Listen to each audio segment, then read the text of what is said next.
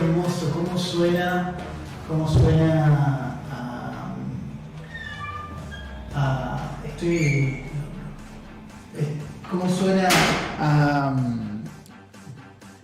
es un sabor lindo, qué linda que es la marcha imperial, ¿eh? A mí, esta marcha me hace ser fascista, escuchen un poquito más.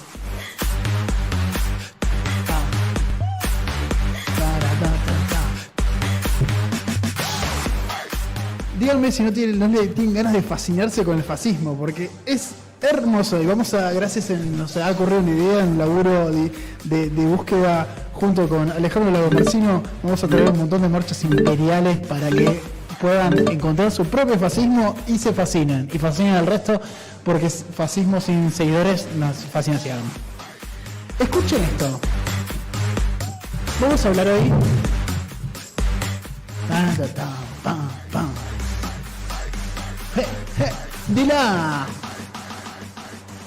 de la sociedad de Thule o Thule.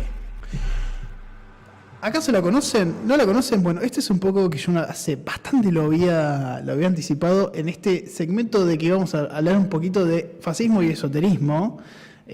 Encima hoy nos tocó justo en cruce, que bueno que lo pateamos un poquito para adelante porque capaz que no le hubiese gustado. Porque tiene que ver que en su momento habían acusado, en esa pelea entre Maslatón, el lado de Maslatón y el lado de la familia Milei, el jefe, a Karina Milei, Karina se llama, ¿no?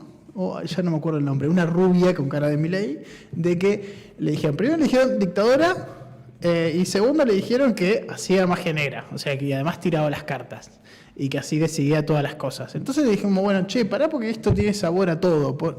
Yo esto ya lo he escuchado y claro, hay una larga historia de extremismo de derecha y esoterismo. Vamos al más importante de todos, o tal vez no sé. Esta es una sociedad hermosa que se llama Sociedad de Thule y que en principio originalmente era un grupo de estudio de antigüedad germánica, un grupo de hombres que estudiaban la antigüedad germánica, que estaba en Múnich, que eran y que le dieron, Thule es el nombre del místico país de una leyenda griega. El enfoque principal de la sociedad de Thule era una alegación relativa a la raza aria. O sea, la idea de Thule tenía que ver justamente con una raza aria ancestral superpoderosa. Ya entendemos por dónde va toda la cuestión, ¿no? Es increíble cómo el tiempo dice todo. Thule era una tierra ubicada por los geógrafos grecorromanos en el norte más lejano, una especie como yo te diría Groenlandia, una zona más o menos por ahí. El término Ultima Thule, o Thule, porque algunos está con acento, otros sin acento, no sé cómo se pronunciará en el alemán, también es mencionada por el poeta romano Virgilio en un épico poema, La Encida. Y esto se supone que es el segmento más al norte de Thule y lo que ahora se conoce generalmente como Escandinavia. Por alguna otra zona también decía Groenlandia. Las fotos que miran a Thule es como una ciudad de hielo. Dicha por los místicos nazis de ser la capital esta es una ciudad de una antigua civilización llamada Hiperboca. Una civilización perdida que identificaron como una antigua masa de tierra perdida en el extremo norte, está bien, cerca de la zona de Groenlandia. Estaba bien lo que estaba diciendo, perdón, pero sabes que lo imprimí muy chiquito esto. ¿Qué se creía? Ahora ahí lo meto. La antigua civilización esta es creían que era una civilización avanzada que se perdió, ¿no? Que se llama Hiperbórea, que tiene que ver con el aire y la ciudad de Thule es una de las ciudades dentro de esta civilización que comprendía un terreno enorme que llegaba hasta Groenlandia. Ahí está. Algunos dicen en sus estudios que también podía ser, tenía mucha relación con el Atlántico y que hay una referencia dentro de la simbología a la esvástica que utilizaban, que después fue tomada que lo tomó Thule como sociedad y que después claramente lo tomó el nazismo para que siempre se decía que se tomó de la India, pero supuestamente parece que la tomó de este lado. Las versiones siempre varían porque todo lo que es con el ocultismo y el nazismo no es muy como no está del todo comprobado, pero se sabe que existió. Ahora, Thule fue urdido por la mente de un varón, Rudolf von Sabendorf, alrededor del 1912. Él, en la Alemania, bajo el nombre de Sociedad de Thule, que era la rama de Múnich de otra sociedad más vieja que se llamaba la Orden de los Teutones. O sea que la idea de sociedades secretas de hombres juntándose a hacer cosas, no sé, cosas del pito, porque siempre toda la sociedad secreta tiene que ver con pitos tocándose. Ya entonces, que ya estaba identificada la sociedad esta de los Teutones, la Orden de los Teutones, con la esvástica. Lo que hace este varón, forma en Múnich, como sucede, su delegación o su desprendimiento. Pasa mucho dentro de las estructuras de las órdenes que hay, como son estructuras segregantes, incluso dentro de la misma segregación empiezan a armar círculos sobre círculos. Esto dentro de las estructuras del nazismo como Estado, como aparato, se ve muchísimo. Pero bueno, ¿y cómo es el logo? Como lo están viendo en el streaming, que es la esvástica que conocemos y adelante una espada. Que bueno, está rodeada por hojas de roble y bueno, iluminada por una, ¿viste? Y después todos signos de yo soy poderoso y tengo el pito duro, que es hojas de roble y iluminada por una corona de rayos solares. Todo lo que dé poder y superior racial, todo eso, esos signos, vayan tomando nota, tienen que para hacer su propia sociedad secreta fascista. Tienen, entonces, cosas que den pito duro, cosas que den fálicas, y después todo alrededor aparatejo que demuestre como superpoder, que es simbología de superpoder. Bueno, ¿qué pasó acá? Parece que obviamente esto que decía, que en 1910 estaba muy de moda formar sociedades secretas y para entrar a Thule hacían un exhaustivo examen físico para constatar que tenías un origen germánico, o sea que vos pertenecías de alguna forma u otra a estos seres de la leyenda. Y lo que también te miraban 3 generaciones para atrás. Entonces, ¿quiénes son tus padres? ¿Quiénes son tus abuelos y tus bisabuelos? Vos tenías, de alguna forma, no sé cómo, pero de alguna forma tenías que como corroborar la sangre y que tu sangre no estaba sucia, vamos a decirlo de una forma. Y te hacían todos estos estudios, ¿no? de medición de cabeza, viste que te agarran con esas tenacitas, ¿viste? Decía, a ver cómo es tu quijada, a ver si no estás sucio, si no sos judío. Todas estas cosas están dentro de de las pruebas para entrar a Thule. Bueno, a Thule se une Hitler en 1920 junto a otro que se llama Dietrich Eckart y fundan el Partido de los Trabajadores Alemanes, que estuvo patrocinado por Thule y que después este partido que hace Hitler lo convierte en el partido nazi. O sea, Thule, la sociedad de Thule está detrás de la conformación del partido nazi. Pero no es que, o sea, si bien se lo come, la secta Thule no desaparece, sino que cobra otra forma y toma nuevas intenciones. Ellos eran como la base ideológica de proponer de fundar la idea del Tercer Reich y que va a durar 1000 años después de la conquista del mundo y obviamente del exterminio del pueblo judío. Su cultura y hasta la memoria de su existencia. Quería que no se sepa absolutamente nada del pueblo judío, o sea, la victoria estaba no solamente cuando conquistaran el mundo, sino cuando nadie se acordara que ese pueblo existía. Esa ahí su noción. Unos divinos. En este último paso hacia el abismo, bueno, y para esto, como para fomentarlo, porque obviamente entienden que también hay los otros niveles de creencias, dijeron, bueno, nosotros tenemos que formar nuestra propia religión. Y toman, que viene de la mano de la secta, toman de la sociedad de Thule, toman todas estas raíces esotéricas que venían con Thule, que investigan sociedades antiguas, que había como sesiones y ciertos como laburos espiritistas como para invocar a las fuerzas. El fascismo es mucho esto de invocar al superpoder de Dios en algún punto para uno convertirse en Dios, ¿no? El ungido en la tierra, ¿no? Esta noción. ¿Qué pasó? ya formado el partido nazi, ya hacia al julio de 1935, lo que hacen dentro de la estructura estatal del partido nazi, del partido alemán, del nazismo en el poder, ¿no? Conforman lo que se llamó el Anerbenbe, o herencia ancestral, traducido, que es dentro una secta secreta, ves lo que decía círculos sobre círculos, cuyo fin era crear la nueva religión nazi y destruir el cristianismo, matar, porque ellos también estaban en contra del cristianismo, pero odiaban a los judíos. Entonces, como, claro, o sea, ya está. La idea era fundar un nuevo cristianismo donde ubicara a Hitler como el centro, no ya Jesús, sino Hitler.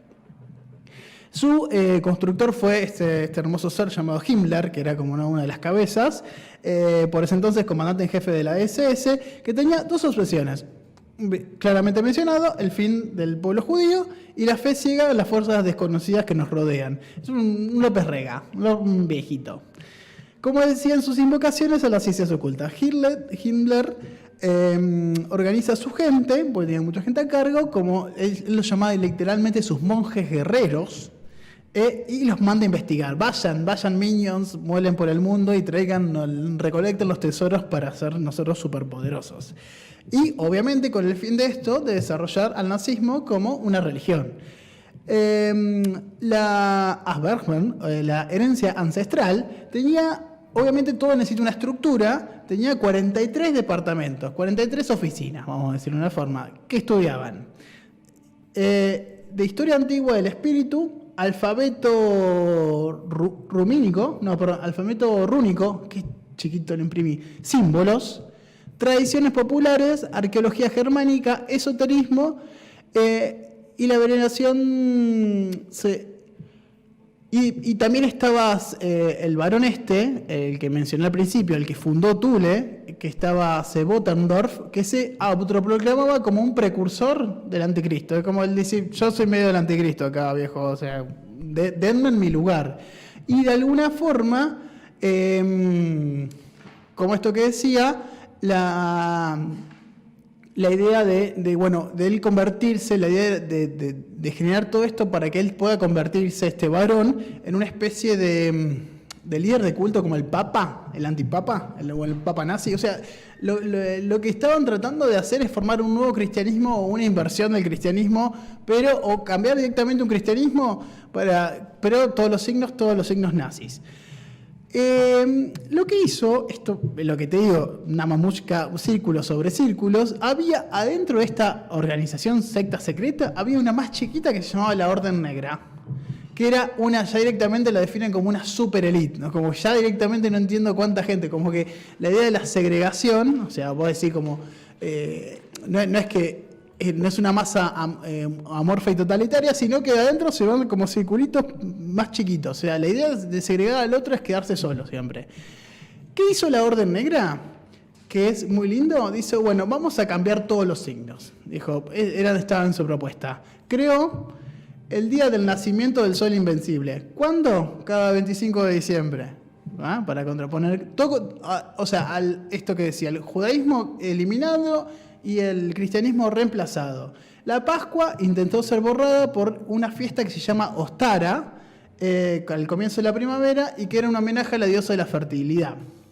Los matrimonios se celebraban ante un altar inequívoco, una enorme bandera negra con una S rúnica grabada con una plata, y Himmler o algún súbdito dando a los novios pan y sal y los símbolos germánicos de la tierra de la fertilidad. Esto medio que se lo robó a Calígula o Nerón, lo hacía esto, ¿no?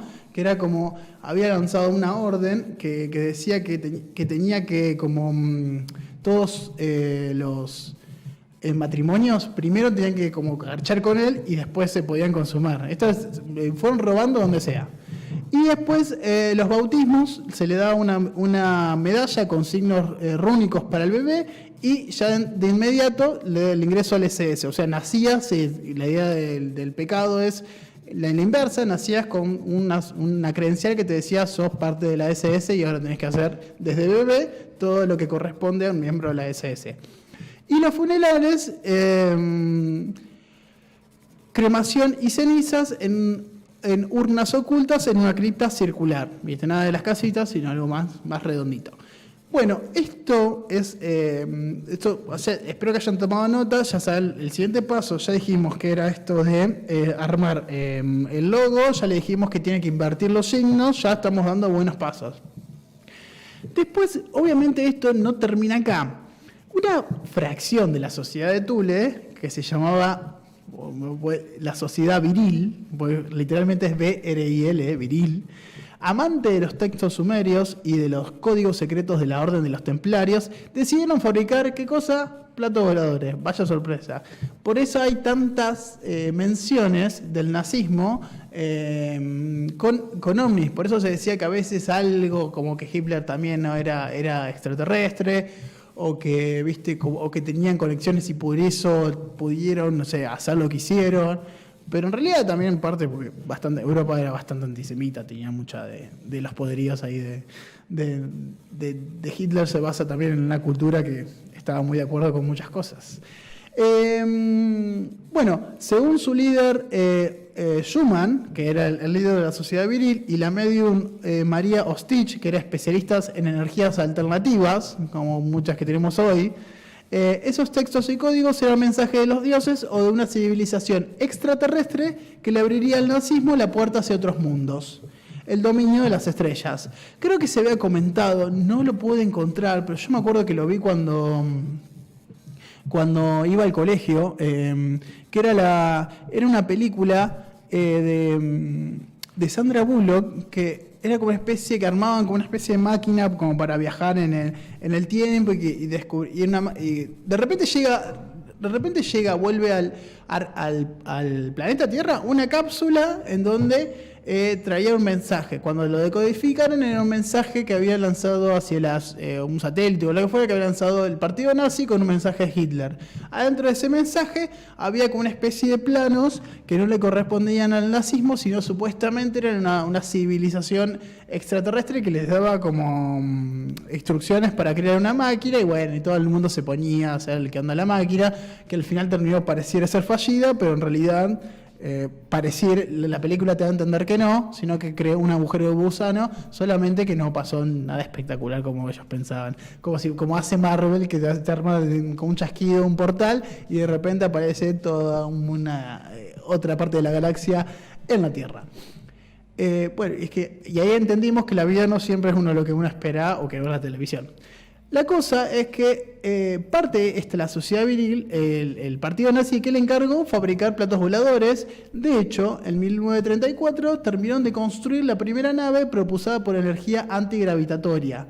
Era circular, medía 5 metros de diámetro, y en vuelo variaba de color amarillo, naranja, amarillo, verde y azul. Al parecer me parece que funcionaba.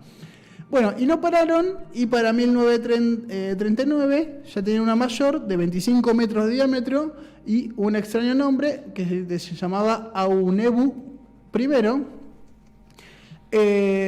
pero sin embargo no tuvo muchas cosas porque no pudo volar. No, en 1944 trazaron los planos de una enorme estación espacial inspirada en los dirigibles de la máquina Andrómeda, que pesaba 100 toneladas.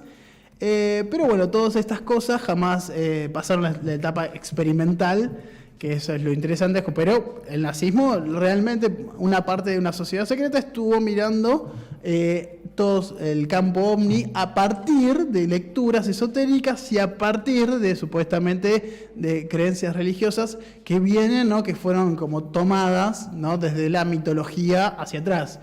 Herencia ancestral, volviendo a la secta esta super religiosa encargada de investigar, hizo viajes de investigando, y viste, yo les dijo que estuvo por todos lados. Bueno, también se vinieron para Sudamérica, estuvieron por Brasil, por Chile y por Argentina. Y, guarda de pequeño dato, ¿quién pertenecía a unas... ellos investigaron, no se llevaron nada, pero dejaron conocimiento. Nuestro querido López Rega, esto es muy interesante, pertenecía... ya voy a traer López Rega, pero tengo que hablar con un periodista que nos dé los datos. No es muy amante de la gente kirchnerista, pero... Él tiene... López Rega en el 86, viste que lo deportaron de Estados Unidos y vino acá para hacer los juicios. Él muere en la cárcel de diabetes y en ese tiempo que estaba en la cárcel con máquina de escribir, escribe 88 carillas, supuestamente diciendo un montón de cositas muy interesantes. Son los últimos textos de López Rega antes de morir. Así que estoy tratando esos medios que se dio a conocer que existían un poquito en el 2019. No sé por qué no los publicaron, pero me gustaría tratar de, aunque sea, tirar algunos porque tiene unas... dieron algunos adelantos en Infobae, algunas pequeñas publicaciones en material y se ve que es muy interesante lo que dice. El tipo que realmente creía que matar gente, creía realmente en la idea de una raza superior, y eso es porque pertenecía a la secta de Anael, que era una secta media extraña, que era una mezcla del rosacrucismo, Umbanda, con accionamientos, no me sale la palabra, accionamientos de la secta fascista, cual Tulé, de la Sociedad de Tulé, y variaciones de las enseñanzas fundamentalistas de un líder llamado Krumheller, que era una de las ramas de los Rosacruces. Justamente, o sea, ¿cómo se toca el esoterismo hacia acá Argentina? Que López Rega, o sea, en los primeros comienzos, tenía esto, ¿no? De conocimiento de lo que dejó la secta Tulé, que claramente cuando vino a Herencia Ancestral a investigar acá, nos dejó unos conocimientos y la gente decidió tomarlos muy contentamente. ¿Cómo decirlo? Así, ¿viste? Dijeron, esto me sirve, la idea de una raza superior, y algunos textos, de hecho, López Rega publicó un libro sobre esoterismo, que es una locura, ya me lo descargué, pero no me pareció que era tan radial, pues era cosas como muy místicas. Necesitas como alguien que tenga la capacidad de leer y de fragmentar políticamente lo que dice, pero algunas de las menciones hablaba, por ejemplo, de un capítulo de la idea de la revolución y la generación de una nueva sociedad a partir de un montón de conceptos de raza, que vaya la aclaración, tenían mucho que ver con esta sociedad y lo que pensaba Hilario. Que, vamos a decirlo acá entre nos, López Rega era, chabón, un pichi que le cebaba mates a un oficial, un suboficial o algo por el estilo, no sé, de un pueblito perdido del conurbano, como no es nada, digo, no tiene ninguna, difícilmente podés asociarlo a él con alguna clase de ancestralismo germánico súper poderoso. O sea que, viejo, también sepan que si el otro paso es que si van a hacer esto de fundar su propia sociedad aria, tienen que mentir los datos o elijan otra rama, otra que no sea justamente, no sé, digamos, como la venganza y hacer otra clase de discriminación. Así que bueno, ya saben por dónde tienen que ir a la hora de fundar sus sociedades, sus fascismos tienen que tener una rama esotérica. Revísenlo, es importante, hablen con Dios, que les dé los consejos, funden su propia religión, hagan un logo fálico, cambian los signos y patapín patapero, ya tienen su fascismo fascinante. Lo escuchaste, lo viste en lavecindadradio.com.